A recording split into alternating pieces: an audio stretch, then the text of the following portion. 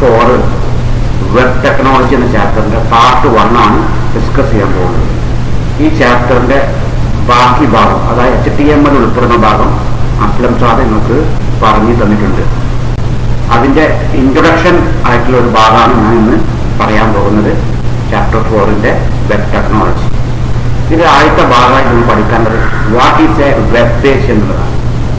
Web pages are developed using HTML ഉപയോഗിച്ചുകൊണ്ട് നമ്മൾ develop ചെയ്യുന്ന പേജുകൾക്ക് പറയുന്ന പേരാണ് വെബ് പേജ്. കുറെ വെബ് പേജുകൾ കൂടി ചേരുമ്പോഴാണ് ഒരു വെബ്സൈറ്റ് ആയിട്ട് മാറുന്നത്. HTML is known as the language of internet. ഇന്റർനെറ്റിന്റെ ലാംഗ്വേജ് ആയിട്ട് അറിയപ്പെടുന്നത് HTML ആണ്. HTML ഉപയോഗിച്ച് നമ്മൾ ക്രിയേറ്റ് ചെയ്യുന്ന വെബ് പേജുകൾ നമുക്ക് കാണണമെങ്കിൽ, അത് വ്യൂ ചെയ്യണമെങ്കിൽ നമുക്ക് ഏതെങ്കിലും ഒരു വെബ് ബ്രൗസർ സോഫ്റ്റ്വെയർ വേണം. അത് ഗൂഗിൾ ക്രോം ആവാം, ഇന്റർനെറ്റ് എക്സ്പ്ലോറർ ആവാം, അല്ലെങ്കിൽ മോസില്ല ഫയർഫോക്സ് ആവാം, ഒപ്പേറ ആവാം. ഒരുപാട് വെബ് ബ്രൗസർ സോഫ്റ്റ്വെയർസ് ഉണ്ട്. ഇതിൽ ഏതുമാവാം. വെബ് ബ്രൗസർ സോഫ്റ്റ്വെയറിനെ കുറിച്ച് നിങ്ങൾ ഫസ്റ്റ് ഇയർ പഠിച്ചിട്ടുണ്ടാവും. So what is a web page? Web page is a page developed using HTML. HTML stands for Hypertext Markup Language, and HTML is known as the language of Internet. Dash is known as the language of Internet. For example, so HTML is known as the language of Internet. ഇതാണ് web page എന്ന് പറഞ്ഞാൽ നമ്മൾ മനസ്സിലാക്കേണ്ടത്. അടുത്ത ആയിട്ട് പഠിക്കാനുള്ളത് what are the different types of communications on the web. ഒരു വെബ്സൈറ്റിൽ 2 രൂപത്തിലുള്ള കമ്മ്യൂണിക്കേഷൻ പോസിബിളാണ്. ഒന്ന് client to server communication, 2 server to server communication. സാധാരണ നമ്മൾ വെബ് പേജിൽ ഇന്റർനെറ്റിൽ നമുക്ക് പല രീതിയിലുള്ള കമ്മ്യൂണിക്കേഷൻസ് പറ്റും. ഒന്ന് ഇമെയിൽ അയക്കാൻ പറ്റും, വെബ് പേജുകൾ ഒന്ന് നാവിഗേറ്റ് ചെയ്യാൻ പറ്റും. ഇങ്ങനെ പല രീതിയിലുള്ള സർവീസസ് ഇന്റർനെറ്റിൽ ലഭ്യമാണ്. ഈ സർവീസിലെല്ലാം പല രീതിയിലുള്ള കമ്മ്യൂണിക്കേഷൻ നടക്കുന്നു. അതിൽ ഒന്നാമത്തെ communication client to server communication.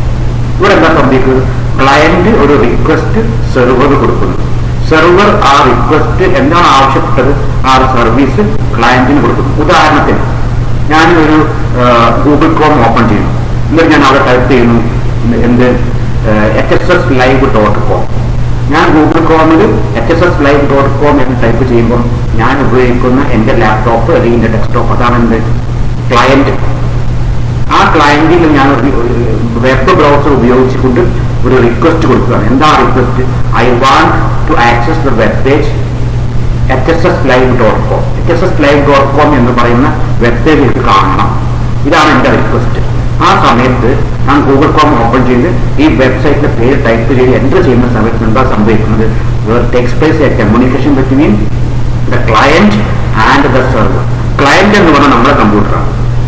Server എന്ന് പറഞ്ഞാൽ നമ്മൾ ആവശ്യപ്പെട്ട ഈ വെബ് പേജ് ഏത് കമ്പ്യൂട്ടറിലാണോ ഹോസ്റ്റ് ചെയ്തിരിക്കുന്നത്, സ്റ്റോർ ചെയ്തിരിക്കുന്നത്, അതാണ് സെർവർ. അതുകൊണ്ട് client to server communication means it is the communication between client and server. നമ്മൾ യൂസർ കൊടുക്കുന്ന ഒരു റിക്വസ്റ്റ്, അത് വെബ് പേജിന്റെ പേരാവും അല്ലെങ്കിൽ മറ്റെന്തെങ്കിലും സർവീസ് ആയിരിക്കും. ആ സർവീസ് എന്ത് ചെയ്യുന്നു? ക്ലയന്റ് നേരെ സെർവറിലേക്ക് കൊടുക്കുന്നു. സെർവർ ആ സർവീസ് ഈ ക്ലയന്റിന് കൊടുക്കുന്നു. ഇതാണ് ക്ലയന്റ് ടു സെർവർ കമ്മ്യൂണിക്കേഷൻ. രണ്ടാമത്തെ കമ്മ്യൂണിക്കേഷനാണ് server to server communication. Server to server communication ആ സാധാരണ ഇ കോമേഴ്സിലൊക്കെ നടക്കുന്നത് സെർവർ ടു സെർവർ കമ്മ്യൂണിക്കേഷൻ. അവിടെ എന്ത് ചെയ്യുന്നു? വളരെ കോൺഫിഡൻഷ്യൽ ആയിട്ടുള്ള പണമിടപാട്, ക്യാഷിന്റെ ട്രാൻസാക്ഷനുമായി ബന്ധപ്പെട്ട ഒരുപാട് കാര്യങ്ങൾ അവിടെ നടക്കുന്നുണ്ട്. അതുകൊണ്ട് തന്നെ എന്ത് ചെയ്യുന്നു? വളരെയധികം സെക്യൂരിറ്റി ആവശ്യമുള്ള കമ്മ്യൂണിക്കേഷൻ ആണത് സെർവർ ടു സെർവർ കമ്മ്യൂണിക്കേഷൻ. ഇപ്പൊ നമുക്ക് ഈ 2 കമ്മ്യൂണിക്കേഷൻ മനസ്സിലായിട്ടുണ്ടാവും വിചാരിക്കുന്നു. ഒന്ന് client to server communication, 2 server to server communication. ഇനി എന്താണ് വെബ് സെർവർ? നേരത്തെ ഞാൻ പറഞ്ഞു സെർവർ ടു സെർവർ കമ്മ്യൂണിക്കേഷനിൽ എന്ത് സംഭവിക്കുന്നുണ്ട്? കമ്മ്യൂണിക്കേഷൻ പറ്റിയ സെർവേഴ്സ് നടക്കും. What is a web server? Web server എന്ന് പറഞ്ഞാൽ it is a computer with large memory capacity and high speed where we will usually host the website. നമ്മളെ വെബ്സൈറ്റുകൾ നമ്മൾ ഹോസ്റ്റ് ചെയ്യുന്ന, സ്റ്റോർ ചെയ്യുന്ന വളരെ വേഗത കൂടിയ വളരെ നല്ല ഹൈ കോൺഫിഗറേഷൻ ഉള്ള കമ്പ്യൂട്ടർ എന്ന് പറഞ്ഞ പേരാണ് വെബ് സെർവർ. അങ്ങനെയുള്ള കമ്പ്യൂട്ടറിൽ പ്രത്യേകതരം വെബ് സെർവർ സോഫ്റ്റ്വെയർ ഇൻസ്റ്റാൾ ചെയ്യും.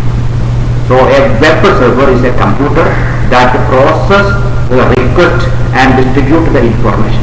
ഉദാഹരണത്തിന് ഞാൻ എൻ്റെ വെബ് ബ്രൗസർ ഓപ്പൺ ചെയ്തിട്ട് അവിടെ google.com എന്ന് ടൈപ്പ് ചെയ്ത് എൻ്റർ ചെയ്ത് കഴിഞ്ഞാൽ അവിടെ നടക്കുന്നത് എന്താണ്? എൻ്റെ ബ്രൗസറിൽ നിന്നും അതായത് അല്ലെങ്കിൽ എൻ്റെ ക്ലയന്റിൽ നിന്നും ഒരു റിക്വസ്റ്റ് പോകുന്നു എങ്ങോട്ട്? വെബ് സെർവറിലേക്ക്. ഏതൊരു വെബ് സെർവറിലേക്ക്? google.com എന്ന് പറഞ്ഞ ഈ വെബ്സൈറ്റ് ഹോസ്റ്റ് ചെയ്ത ആയിരക്കണക്കിന് ലക്ഷക്കണക്കിന് വെബ് സെർവേഴ്സ് ലോകത്തിന്റെ പല ഭാഗങ്ങളിലുണ്ട്. ഇങ്ങനെയുള്ള വെബ് സെർവറിലേക്കാണ് ഈ റിക്വസ്റ്റ് പോകുന്നത്. എന്നിട്ട് ആ വെബ് സെർവറിൽ നിന്നും ഞാൻ ആവശ്യപ്പെട്ട വെബ് പേജ് എനിക്ക് തരുന്നു. അതാണ് ഞാൻ പറഞ്ഞ ക്ലയന്റ് ടു സെർവർ കമ്മ്യൂണിക്കേഷൻ. ഇപ്പൊ സെർവർ ആണ് എന്താണെന്ന് വെച്ചാൽ web server is a computer that process our request and distribute the information. ഈ വെബ് സെർവറിലാണ് നമ്മുടെ വെബ്സൈറ്റുകളൊക്കെ ഹോസ്റ്റ് ചെയ്യുന്നത്. എന്താണ് വെബ് ഹോസ്റ്റിംഗ് എന്നുള്ളത് നമ്മൾ വേറൊരു ചാപ്റ്റർ പിന്നീട് പഠിക്കും. ഈ വെബ് സെർവറിന് പല രീതിയിലുള്ള സർവീസുകൾ കൊടുക്കാൻ പറ്റും. ഇമെയിൽ, ബ്ലോഗ് ഉൾപ്പെടെയുള്ള ഒരുപാട് സർവീസുകൾ വെബ് സെർവറിന് കൊടുക്കാൻ പറ്റും. സാധാരണഗതിയിൽ വെബ് സെർവറിൽ നമ്മൾ പ്രത്യേകതരം വെബ് സെർവർ സോഫ്റ്റ്വെയർ ഉപയോഗിക്കും. അതിൽ ചില എക്സാമ്പിൾസ് പഠിക്കാൻ. ഒന്ന് അപ്പാഷെ സെർവർ, രണ്ട് Microsoft internet information server IIS. അതിന്റെ ഫുൾ ഫോം ഇമ്പോർട്ടന്റ് ആണ്. Microsoft internet information server, Google web server. ഇതെല്ലാം എന്താണ്? വെബ് സെർവർ എന്ന് പറയുന്ന കമ്പ്യൂട്ടറിനകത്ത് അത് വെബ് സെർവറായിട്ട് വർക്ക് ചെയ്യണമെങ്കിൽ നമ്മൾ ആ കമ്പ്യൂട്ടറിൽ നിർബന്ധമായിട്ട് ഇൻസ്റ്റാൾ ചെയ്യേണ്ട പ്രത്യേകതരം സോഫ്റ്റ്വെയറുണ്ട്. ആ സോഫ്റ്റ്വെയറിന്റെ പറഞ്ഞ പേരാണ് വെബ് സെർവർ സോഫ്റ്റ്വെയർ. ആ കമ്പ്യൂട്ടറിന്റെ പറഞ്ഞ പേരാണ് web server. Web server software ആയിട്ട് സാധാരണ ഉപയോഗിക്കുന്ന കുറെ സോഫ്റ്റ്വെയറുണ്ട്. അതിൽ മൂന്നെണ്ണത്തിന് പേര് പഠിക്കാനുണ്ട്. ഒന്ന് അപ്പാഷെ സെർവർ, രണ്ട് മൈക്രോസോഫ്റ്റ് ഇന്റർനെറ്റ് ഇൻഫർമേഷൻ സെർവർ, മൂന്ന് ഗൂഗിൾ വെബ് സെർവർ. ഇതാണ് അത്. ഇനി അടുത്തൊരു ടോപ്പിക് പോർട്ട്. നമ്മൾ ഫസ്റ്റ് ഇയർ കമ്പ്യൂട്ടറിന്റെ കമ്പോണൻസ് പഠിച്ച സമയത്ത് പോർട്ടിനെ കുറിച്ച് പഠിച്ചു. രണ്ട് തരം പോർട്ടുകളുണ്ട്, ഹാർഡ്വെയർ പോർട്ടും സോഫ്റ്റ്വെയർ പോർട്ടും. ഹാർഡ്വെയർ പോർട്ട് എന്ന് പറഞ്ഞാൽ നമ്മളെ കീബോർഡ്, മൗസ് പോലെയുള്ള ഇൻപുട്ട് ഔട്ട്പുട്ട് ഡിവൈസുകളൊക്കെ കമ്പ്യൂട്ടറിലേക്ക് നമ്മൾ കണക്ട് ചെയ്യാൻ ഉപയോഗിക്കുന്ന ഒരു കണക്ഷൻ പോയിന്റ്. ആ കണക്ഷൻ പോയിന്റ് എന്ന് പറഞ്ഞ പേരാണ് ഹാർഡ്വെയർ പോർട്ട്. പക്ഷേ ഇവിടെ നമ്മൾ പഠിക്കാൻ പോകുന്നത് സോഫ്റ്റ്വെയർ പോർട്ടുകളെ കുറിച്ചാണ്. സോഫ്റ്റ്വെയർ പോർട്ട് എന്തിനാണ് ഉപയോഗിക്കുന്നത്? Software ports are used to connect client computer to the server computer. Client കമ്പ്യൂട്ടറിനെയും സെർവർ കമ്പ്യൂട്ടറിനെയും പരസ്പരം ബന്ധിപ്പിക്കാൻ ഉപയോഗിക്കുന്ന പോർട്ടുകളാണെന്ത്? Software port. ഓരോ സർവീസിനും പ്രത്യേകം പോർട്ട് നമ്പർ. നമ്മൾ എന്ത് റിക്വസ്റ്റ് നമ്മുടെ ക്ലയന്റിന് കൊടുത്താലും, എന്ത് റിക്വസ്റ്റാണ് നമ്മൾ ആവശ്യപ്പെട്ടത്, എന്ത് സർവീസാണ് നമ്മൾ ആവശ്യപ്പെട്ടത്, അതിന് തത്തുല്യമായ അതിനുമായി ബന്ധപ്പെട്ട ആ പോർട്ട് നമ്പറിലേക്കാണ് ആ റിക്വസ്റ്റ് പോകുക. സാധാരണഗതിയിൽ സോഫ്റ്റ്വെയർ പോർട്ടിന്റെ നമ്പർ ഒരു 16 ബിറ്റുള്ള ഒരു നമ്പറായിരിക്കും. അതൊരു യുണീക്ക് ആയിട്ടുള്ള നമ്പറായിരിക്കും. കുറച്ച് പോർട്ട് നമ്പറുകളും അതുമായി ബന്ധപ്പെട്ട സർവീസുകൾ പഠിക്കാൻ. ഒന്ന് പോർട്ട് നമ്പർ 20ഉം 21ഉം എന്തിനാണ് ഉപയോഗിക്കുന്നത്? FTP-ക്കാണ്, ഫയൽ ട്രാൻസ്ഫർ പ്രോട്ടോകോൾ. നമുക്കൊരു കമ്പ്യൂട്ടറിൽ നിന്ന് മറ്റൊരു കമ്പ്യൂട്ടറിലേക്ക് ഓൺലൈനായിട്ട് ഫയൽ ട്രാൻസ്ഫർ ചെയ്യണമെങ്കിൽ അങ്ങനെ ഒരു റിക്വസ്റ്റ് നമ്മൾ ക്ലയന്റ് കമ്പ്യൂട്ടർ ചെയ്യുകയാണെങ്കിൽ that request will be given to the port number 20 and 21 of the web server. Okay? അതായത് പോർട്ട് നമ്പർ 20ഉം 21ഉം FTP സർവീസിന് വേണ്ടിയുള്ളതാണ്. നേരെ മറ്റ് പോർട്ട് നമ്പർ 25 എടുക്കുന്നതാണ് SMTP, simple mail transfer protocol. ഇവിടെ സിമ്പിൾ മെയിൽ ആക്സസ് പ്രോട്ടോകോൾ എന്ന് കൊടുത്തിട്ടുണ്ട്. അതിന്റെ ശരിക്കും full form simple mail transfer പ്രോട്ടോകോളാണ്. ഇമെയിലുമായി ബന്ധപ്പെട്ട് ഉള്ള ഒരു പോർട്ട് നമ്പറാണ് 25. ഈ 53 എന്ന് പറഞ്ഞ പോർട്ട് നമ്പർ എന്താണ്? DNS, domain name system. എന്താ ഡൊമൈൻ നെയിം എന്ന് നിങ്ങൾ നേരത്തെ പഠിച്ചിട്ടുണ്ട്. DNS കുറിച്ച് ഈ ചാപ്റ്ററിൽ നിന്ന് കുറച്ച് കഴിഞ്ഞാൽ ഞാൻ പറയും. ഓക്കെ, അപ്പൊ DNS-മായി ബന്ധപ്പെട്ട പോർട്ട് നമ്പർ ആണ് 53. 80 എന്ന് പറയുന്ന പോർട്ട് നമ്പർ വെരി ഇമ്പോർട്ടന്റ് ആണ്. 80 that is related to HTTP, hyper text transfer പ്രോട്ടോകോളുമായി ബന്ധപ്പെട്ട പോർട്ട് നമ്പറാണ് 80. അതായത് നമ്മളൊരു വെബ്സൈറ്റ് പേര് ടൈപ്പ് ചെയ്ത് ആ വെബ്സൈറ്റ് റിക്വസ്റ്റ് ചെയ്യുന്ന സമയത്ത് അത് പോകുന്ന പോർട്ട് നമ്പർ 80യിലേക്കാണ്. പിന്നെ പോർട്ട് 3 പോസ്റ്റ് ഓഫീസ് പ്രോട്ടോകോൾ. ഇതിന്റെ ഡീറ്റെയിൽസ് നമ്മൾ പഠിക്കേണ്ട. പോർട്ട് 3 പ്രോട്ടോകോളിന്റെ പോർട്ട് നമ്പർ 110ആണ്. HTTPS, hyper text transfer protocol secure, നിങ്ങൾ ഫസ്റ്റ് ഇയർ പഠിച്ചതാണ്. അതിന്റെ പോർട്ട് നമ്പർ 443 ആണ്. ഏറ്റവും ഇമ്പോർട്ടന്റ് ആയ പോർട്ട് നമ്പേഴ്സ് ഏതൊക്കെയാണെന്ന് വെച്ചാൽ 80 443 ആണ്. 80 is the port number of HTTP and 443 is the port number of HTTPS. Okay, ഈ പോർട്ട് നമ്പർ എല്ലാം നമ്മൾ പഠിച്ചിരിക്കണം. അതിൽ ഏറ്റവും ഇമ്പോർട്ടന്റ് ആയിട്ടുള്ളത് 80 443 ആണ്. ഓക്കെ, അടുത്ത ടോപ്പിക് ഞാൻ നേരത്തെ പറഞ്ഞു, എന്താണ് DNS server. DNS server DNS എന്ന് പറഞ്ഞാൽ ഡൊമൈൻ നെയിം സിസ്റ്റം. ഇത് നിങ്ങൾ ഫസ്റ്റ് പഠിച്ചാൽ DNS സെർവർ എന്ന് പറഞ്ഞാൽ it is a server used to resolve means to convert or to change domain name into corresponding IP address. നമ്മൾ സാധാരണ ഏത് വെബ്സൈറ്റ് കാണുന്ന സമയത്ത്, ഉദാഹരണത്തിന് ഞാനൊരു വെബ്സൈറ്റ് ഓപ്പൺ ചെയ്തു, എന്നിട്ട് അവിടെ ഞാൻ ടൈപ്പ് ചെയ്യുകയാണെങ്കിൽ, ഉദാഹരണത്തിന് ഞാനിവിടെ ഒരു വെബ്സൈറ്റ് ഓപ്പൺ ചെയ്തു, പിന്നെ നമ്മുടെ google.com എന്ന് ടൈപ്പ് ചെയ്യാം. google.com എന്ന് ടൈപ്പ് ചെയ്യുന്ന സമയത്ത് ഞാനിവിടെ ടൈപ്പ് ചെയ്ത് google.com എന്നാണ്. പക്ഷേ ഈ google.com എന്ന് പറയുന്ന ഈ URL-ന് അല്ലെങ്കിൽ ഈ വെബ്സൈറ്റ് അഡ്രസ്സിന് ഈക്വലന്റ് ആയിട്ടുള്ള ഒരു IP അഡ്രസ് ഉണ്ട്. ആ IP അഡ്രസ് സ്റ്റോർ ചെയ്ത് വെച്ചിരിക്കുക. ആ IP അഡ്രസ് നമുക്ക് കാണാൻ പഠിച്ചു വെക്കാൻ കഴിയുന്നില്ല. ആ IP അഡ്രസ് സ്റ്റോർ ചെയ്ത് വെച്ചിരിക്കുന്നത് എവിടെയാണ്? ആ IP അഡ്രസ് സ്റ്റോർ ചെയ്ത് വെച്ചിരിക്കുന്നത് DNS-ന്റെ ഡാറ്റാബേസിനാണ്. ആ ഡാറ്റാബേസിലുണ്ടാവും ഈ ഈ വെബ്സൈറ്റിന്റെ പേരിന് ഈക്വലന്റ് ആയിട്ടുള്ള IP അഡ്രസ്. ഈ വെബ്സൈറ്റിന്റെ ഈ ഡൊമൈൻ നെയിമിനെ IP അഡ്രസ്സിലേക്ക് ട്രാൻസ്ലേറ്റ് ചെയ്യുന്ന സെർവറാണ് DNS server. So DNS server is used to translate or convert domain name into corresponding IP address. IP address എന്നാൽ ഒരു നമ്പറാണ്, ഇടയ്ക്ക് ഡോട്ടുകൾ ഉണ്ടാവും. ഇതൊക്കെ നമ്മൾ നേരത്തെ പഠിച്ചതാണ്. ഇങ്ങനെ the process of translating domain name into IP address is called name resolution. What is name resolution? The process of converting or translating domain name into corresponding IP address is called resolution. Domain name എന്ന് പറഞ്ഞാൽ google.com is a domain name. പക്ഷേ ഇന്റർനെറ്റിൽ google.comന്റെ page നമുക്ക് നമ്മുടെ കമ്പ്യൂട്ടറിലേക്ക് വരണമെങ്കിൽ നമ്മളെ ക്ലയന്റും google.com എന്ന് പറഞ്ഞ വെബ്സൈറ്റ് ഹോസ്റ്റ് ചെയ്ത സെർവറും തമ്മിൽ ഒരു കമ്മ്യൂണിക്കേഷൻ നടക്കും. അതാണ് ക്ലയന്റ് സെർവർ കമ്മ്യൂണിക്കേഷൻ. ആ സമയത്ത് google.com ഇക്വലന്റ് ആയിട്ടുള്ള ഒരു IP അഡ്രസ് ഉണ്ട്. അത് DNS-ന്റെ ഡാറ്റാബേസ് ഉണ്ട്. ആ ഡാറ്റാബേസ് അതുവഴി ട്രാൻസ്ലേറ്റ് ചെയ്തിട്ടാണ് ആ വെബ്സൈറ്റ് നമ്മൾ കിട്ടുന്നത്. അങ്ങനെ അതിനുവേണ്ടി ഉപയോഗിക്കുന്ന സെർവറാണ് DNS സെർവർ. അടുത്ത ടോപ്പിക് വളരെ പ്രധാനപ്പെട്ട ടോപ്പിക്കാണ്. എക്സാമിനേഷൻ പോയിന്റ് ഓഫ് വ്യൂ 3 മാർക്കിന് സ്ഥിരമായി ചോദിക്കുന്ന ഒരു ചോദ്യമാണ്. Compare static and dynamic web page. എന്താണ് സ്റ്റാറ്റിക് വെബ് പേജ്, എന്താണ് ഡൈനാമിക് വെബ് പേജ്? സ്റ്റാറ്റിക് കാണിച്ച വെബ്സൈറ്റിൽ നമ്മൾ ഓപ്പൺ ചെയ്ത് നോക്കി കഴിഞ്ഞാൽ അതിലെ കണ്ടന്റ് ഉള്ളടക്കം എന്നും ഒന്ന് തന്നെയായിരിക്കും. ഒരിക്കലും ആ കണ്ടന്റ് മാറില്ല. കോൺസ്റ്റന്റ് ആയിട്ടുള്ള അല്ലെങ്കിൽ സ്റ്റാറ്റിക് ആയിട്ടുള്ള കണ്ടന്റ് ആയിരിക്കും ആ വെബ് പേജ് ഉള്ളത്. അങ്ങനത്തെ വെബ് പേജ് പറഞ്ഞവരാണ് static web page. Static web page means its content will be same. എപ്പോഴൊക്കെ ആ വെബ്സൈറ്റ് നോക്കിയാലും അതിന്റെ കണ്ടന്റ് മാറിയിട്ടുണ്ടാവും, ഒരേ കണ്ടന്റ് ആയിക്കൊണ്ടാവും. നേരെ മറിച്ച് ഡൈനാമിക് വെബ് പേജ് ആണെങ്കിലോ അതിനകത്തുള്ള കണ്ടന്റ് ഇങ്ങനെ മാറിക്കൊണ്ടേയിരിക്കും. എപ്പോഴും ഒരേ കണ്ടന്റ് അല്ല ഉണ്ടാവുക.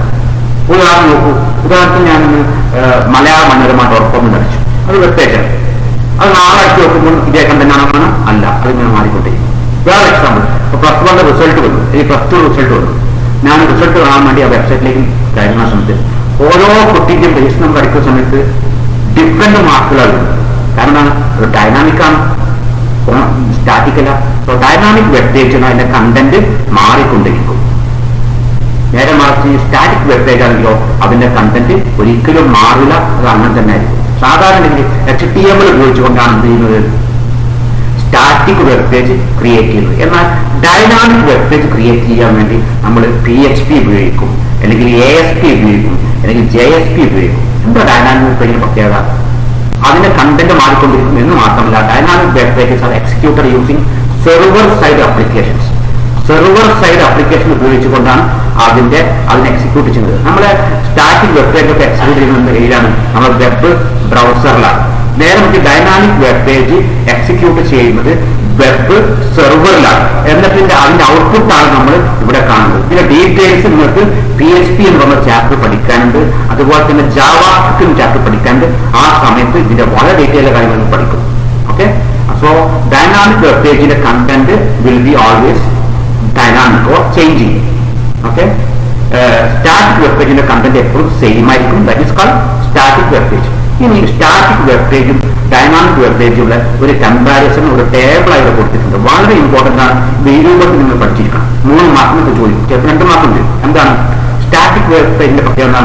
The content is fixed. Dynamic web page ആണെങ്കിലോ the content will change. 2, static web page does not use database. Static web page ഒരിക്കലും ഡാറ്റാബേസ് ഉപയോഗിക്കില്ല. പക്ഷേ ഡൈനാമിക് വെബ് പേജ് എന്ത് ചെയ്യും? ഡാറ്റാബേസ് ഉപയോഗിക്കും. ഉദാഹരണത്തിന് ഞാൻ പറയാം, നിങ്ങളിപ്പോൾ റെയിൽവേ റിസർവേഷൻ സിസ്റ്റം അല്ലെങ്കിൽ എയർലൈൻ റിസർവേഷൻ സിസ്റ്റം ഇതൊക്കെ ഓൺലൈനായി ചെയ്യുകയാണെങ്കിൽ, ഉദാഹരണത്തിന് ഞാൻ റെയിൽവേ റിസർവേഷൻ സിസ്റ്റം IRCTCന്റെ സൈറ്റിൽ കയറാണ്. ഞാൻ അവിടെ കൊടുക്കുകയാണ് ഒരു ഡേറ്റ് കൊടുക്കും. ഇപ്പൊ നാളത്തെ ഒരു ഡേറ്റ്, ആ ഡേറ്റ് കൊടുത്തു. എനിക്കിപ്പോൾ തിരൂർ ടു ഡൽഹി പോകണം. ഫ്രം തിരൂർ ടു ഡൽഹി കൊടുത്തു. ഇവിടെ ഞാൻ സെർച്ച് കൊടുക്കുന്ന സമയത്ത് ആ ദിവസം തിരൂരിൽ നിന്നും ഡൽഹിയിലേക്ക് പോകുന്ന എല്ലാ ട്രെയിനുകളുടെയും ലിസ്റ്റ് കിട്ടും. ഇത് എവിടുന്നാണ് കിട്ടുന്നത്? അത് ഡാറ്റാബേസിൽ നിന്നാണ് കിട്ടുന്നത്. അതിന്റെ അർത്ഥം എന്താണ്? ആ വെബ്സൈറ്റ് ഒരു ഡൈനാമിക് വെബ്സൈറ്റ് ആണ് എന്ന് മാത്രമല്ല, അതുകൊണ്ട് ആ വെബ്സൈറ്റിന് ഒരു ഡാറ്റാബേസുമായി കണക്ട് ചെയ്തിട്ടുണ്ട്. അതുകൊണ്ടാണ് അങ്ങനെ ആ പേജ് കിട്ടാൻ കാരണം. വേറെ +1 റിസൾട്ട് വന്നു. നമ്മൾ റിസൾട്ടിന് സൈറ്റിൽ കയറുന്നു, ഒരാൾ രജിസ്റ്റർ നമ്പർ എടുക്കുന്നു, എൻ്റർ ചെയ്യുന്നു. അപ്പം വരുന്ന അയാളെ മാറ്റാം, വേറെ രജിസ്റ്റർ നമ്പർ മാറ്റം വേറെ ഒരാളെ മാറ്റാറുണ്ട്. അതിന് കാരണം എന്താണ്? അവിടെയും ഡാറ്റാബേസുമായിട്ട് കണക്ഷൻ ഉണ്ട്. സോ ഡൈനാമിക് വെബ് പേജ് എപ്പോഴും ഉണ്ടാവും, ഒരു ഡാറ്റാബേസുമായിട്ട് കണക്ഷൻ ഉണ്ടാവും. 3ാമത്തെ പോയിന്റ് എന്താണ്? Static web pages are executed on the browser. ബ്രൗസറിലാണ് സ്റ്റാറ്റിക് വെബ് പേജ് എക്സിക്യൂട്ട് ചെയ്യുന്നത്. നേരെ മറിച്ച് ഡൈനാമിക് വെബ് പേജോ സെർവറിലാണ് എന്ത് ചെയ്യുന്നത്? അത് എക്സിക്യൂട്ട് ചെയ്യുന്നത്. അതിന്റെ റിസൾട്ടാണ് എന്ത് ചെയ്യുന്നത്? നമുക്ക് ബ്രൗസറിലേക്ക് വരുന്നത്.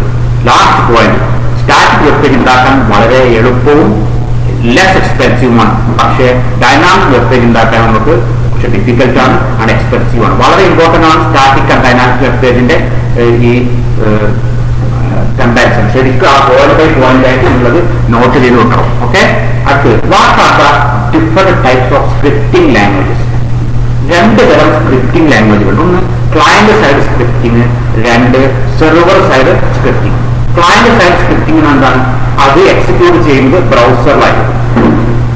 ക്ലയന്റ് സൈഡ് സ്ക്രിപ്റ്റിംഗ് ആ പ്രോഗ്രാം എക്സിക്യൂട്ട് ചെയ്യുന്നത് ബ്രൗസറിലായിരിക്കും. ഇത് മാത്രമല്ല, സാധാരണ രീതിയിൽ ക്ലയന്റ് സൈഡ് സ്ക്രിപ്റ്റിംഗിന് വേണ്ടി ഉപയോഗിക്കുന്ന ലാംഗ്വേജസ് ഏതൊക്കെയാണ്? 1 Java script, 2 VB script, 3 action script, 4 Dart.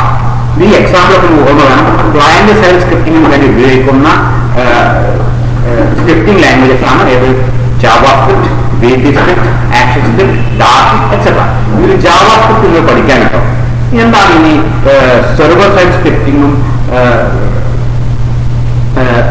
Client side സ്ക്രിപ്റ്റിംഗുള്ള ഡിഫറൻറ്റ് കമ്പാരിസൺ? നേരത്തെ പറഞ്ഞ സ്റ്റാറ്റിക് വെബ് പേജും ഡൈനാമിക് വെബ് പേജും തമ്മിലുള്ള കമ്പാരിസൺ ചോദിക്കുന്നത് വളരെ ഇമ്പോർട്ടന്റ് ആണ്. Compare client side script and server side script. ആ പോയിന്റ് ബൈ പോയിന്റ് കൃത്യമായി പഠിച്ചു വെക്കണം. ഒന്നാമത്തെ എന്താണ്? ക്ലയന്റ് സൈഡ് സ്ക്രിപ്റ്റിന് പ്രത്യേകം they are executed on the browser. Server side script they are executed on the web server. Web സെർവറിൽ എക്സിക്യൂട്ട് ചെയ്ത അതിന്റെ ഔട്ട്പുട്ടാണ് ഇവിടെ കാണുന്നത് ഏത്? സെർവർ സൈഡിൽ. ഇനി used for validating user input. യൂസറിന്റെ ഇൻപുട്ട് വയലറ്റ് ചെയ്യാൻ എന്ത് ഉപയോഗിക്കുന്നത്? ക്ലയന്റ് സൈഡ് സ്ക്രിപ്റ്റ് ഉപയോഗിക്കുന്നത്. നേരെ മറിച്ച് server side is use for processing of data. അതുകൊണ്ടാണ് ഞാൻ ഫ്രം തിരൂർ ടു ഡൽഹി എന്ന് കൊടുത്ത് ക്ലിക്ക് ചെയ്ത സമയത്ത് ആ ട്രെയിൻസ് ലിസ്റ്റൊക്കെ വരാൻ കാരണം. പിന്നെന്താണ്? Client side script are use to create static web page. Server side script are use to create dynamic web page. പിന്നെ ക്ലയന്റ് സൈഡ് സ്ക്രിപ്റ്റിംഗ് എപ്പോഴും ബ്രൗസറുടെ ചില വെബ്സൈറ്റ് ഒക്കെ നമ്മൾ ചില പ്രത്യേക ബ്രൗസർ ഉപയോഗിച്ച് ഓപ്പൺ ചെയ്യാൻ കിട്ടൂല.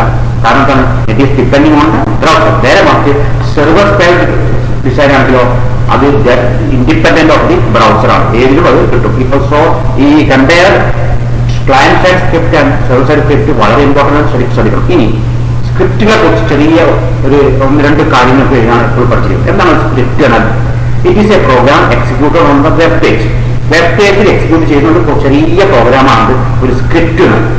ആ സ്ക്രിപ്റ്റ് എപ്പോഴും തന്നെ നമ്മൾ സാധാരണ രീതിയിൽ സ്ക്രിപ്റ്റ് എന്ന ടാഗുണ്ട്, ജാവ സ്ക്രിപ്റ്റ് കൊടുക്കുന്നത്. ആ സ്ക്രിപ്റ്റ് ടാഗിനുള്ളിൽ നമുക്ക് എന്ത് ചെയ്യാൻ പറ്റും? HTML എന്ത് ചെയ്യാൻ പറ്റും? ഉൾക്കൊള്ളിക്കാൻ പറ്റും. ഉൾക്കൊള്ളിക്കുന്ന എംബഡ് എന്ന് പറയാം. HTML ജാവ സ്ക്രിപ്റ്റിലേക്ക് എന്ത് ചെയ്യാൻ പറ്റും?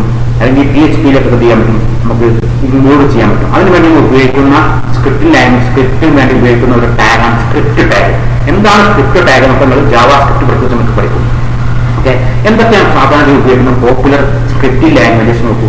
1 Java script, 2 Ajax, 3 VB script, 4 PHP, ASP, JSP, CSS. ഇതിലൊക്കെ പേരും ഇതിനൊക്കെ ഫുൾ ഫോമും കൃത്യമായിട്ട് ഓർമ്മ വേണം. ഇതിൽ ജാവാ സ്ക്രിപ്റ്റും അതുപോലെ തന്നെ PHPയും ഡീറ്റെയിൽ ആയിട്ട് ഇനി പഠിക്കാനുണ്ടാവും. ജാവാ സ്ക്രിപ്റ്റ് നോക്കൂ. JavaScript is a client side scripting language use to make web pages interactive. Web പേജുകളെ ഇന്ററാക്റ്റീവ് ആയിട്ടുള്ള വെബ് പേജ് ക്രിയേറ്റ് ചെയ്യാൻ വേണ്ടി ഉപയോഗിക്കുന്ന ഒരു ക്ലയന്റ് സൈഡ് സ്ക്രിപ്റ്റിംഗ് ലാംഗ്വേജ് ആണ് ജാവാ സ്ക്രിപ്റ്റ്. ഒരുവിധം എല്ലാ ബ്രൗസറിലും ഇത് വർക്ക് ചെയ്യും. ജാവാ സ്ക്രിപ്റ്റ് നമുക്ക് പഠിക്കാൻ ഒരു പ്രത്യേക ചാപ്റ്ററിനുണ്ട്, ചാപ്റ്ററിലുണ്ടാവും. ഓക്കെ, ഡീറ്റെയിൽസ് ആ കാര്യങ്ങൾ നമുക്ക് അവിടെ കൊടുക്കാം. വേറെ ഒന്നാണ് VB സ്ക്രിപ്റ്റ്. VB സ്ക്രിപ്റ്റ് പ്രത്യേകത അത് വിഷ്വൽ ബേസിക്കുമായി ബന്ധപ്പെട്ട ഒരു ഇതാണ്, ക്ലയന്റ് സൈഡ് സ്ക്രിപ്റ്റിംഗ് ലാംഗ്വേജ് ആണ് VB സ്ക്രിപ്റ്റ്. പിന്നുള്ളതാണ് PHP and ASP. PHP and ASP. ഇത് PHP നമുക്ക് പഠിക്കാനുണ്ട്. PHPയുടെ full form PHP is hyper text preprocessor. ഇത് മൊത്തത്തിൽ അതിന്റെ ഫുൾ ഫോം, PHPയുടെ ഫുൾ ഫോം തുടങ്ങുന്നത് എന്താണ്? PHP is hyper text preprocessor. ഞാൻ ഈ സെലക്ട് ചെയ്ത ഭാഗം PHPയുടെ ഫുൾ ഫോമാണ്. PHP is hyper text preprocessor. അത് ഓപ്പൺ സോഴ്സ് സോഫ്റ്റ്വെയർ ആണ്. ഏത് PHP എന്ന് മാത്രമല്ല it is used for server side സ്ക്രിപ്റ്റിംഗിന് വേണ്ടി ഉപയോഗിക്കുന്ന ഒരു open source programming language scripting language ആണ് PHP. ഏകദേശം ജാവ പോലെ C++ പോലെ ഉള്ള ഒരു സോഫ്റ്റ്വെയർ ആണ് അത്. അതിന്റെ ഡീറ്റെയിൽസ് നമുക്ക് വേറെ ചാപ്റ്ററിൽ പഠിക്കാനുണ്ട്. ഇനി വേറൊരു സ്ക്രിപ്റ്റിംഗ് ലാംഗ്വേജ് ആണ് ASP. Full form active server pages. ഇതും സെർവർ സൈഡ് സ്ക്രിപ്റ്റിംഗിന് വേണ്ടി ഉപയോഗിക്കുന്ന ഒരു ഇന്ററാക്റ്റീവ് വെബ് ആപ്ലിക്കേഷൻ ആണ് ASP. ASP ഒരു പ്രോഗ്രാം ചെയ്താലല്ലേ അത് സേവ് ചെയ്യുമ്പോൾ അതിന്റെ എക്സ്റ്റൻഷൻ .ASP എന്ന് കൊടുക്കും. ഓക്കെ, വേറെ ജാവാ സെർവർ പേജസ് JSP. ഇത് ഡൈനാമിക് വെബ് പേജ് ക്രിയേറ്റ് ചെയ്യാൻ ഉപയോഗിക്കുന്ന വേറൊരു സ്ക്രിപ്റ്റിംഗ് ലാംഗ്വേജ് ആണ്. ഇതിന്റെ പ്രത്യേകത സൺ എന്ന് പറയുന്ന സൺ മൈക്രോ സിസ്റ്റംസ് എന്ന് പറയുന്ന ഒരു കമ്പനി ഡെവലപ്പ് ചെയ്ത ഒരു സോഫ്റ്റ്വെയർ ആണ്. ഇത് JSP നമ്മൾ പ്രോഗ്രാം ചെയ്ത് സേവ് ചെയ്യുമ്പോൾ അതിന്റെ എക്സ്റ്റൻഷൻ .JSP എന്നായിരിക്കും. ഇത് റൺ ചെയ്യാൻ വേണ്ടി മതി JSP, അപ്പാഷെ, ടോംകാറ്റ് അങ്ങനെ പല സെർവറുകളുണ്ട്. ഇതൊക്കെ ഉപയോഗിക്കാം. ഇതിനൊക്കെ കുറിച്ച് ചെറിയ 1-2 സെന്റൻസ് എഴുതാൻ പഠിച്ചാൽ മതി. ഇത്രയാണ് ഈ വെബ് ടെക്നോളജിന്റെ സ്റ്റാർട്ടിങ്ങിലുള്ള ഇൻട്രൊഡക്ഷൻ ഭാഗം. ഇതിന്റെ ബാക്കി ഭാഗം HTML ആണ്. അത് അസ്ലം സാറിന് ഭാഗം ഉണ്ടാവും. ഓക്കെ, ശരി, ബൈ.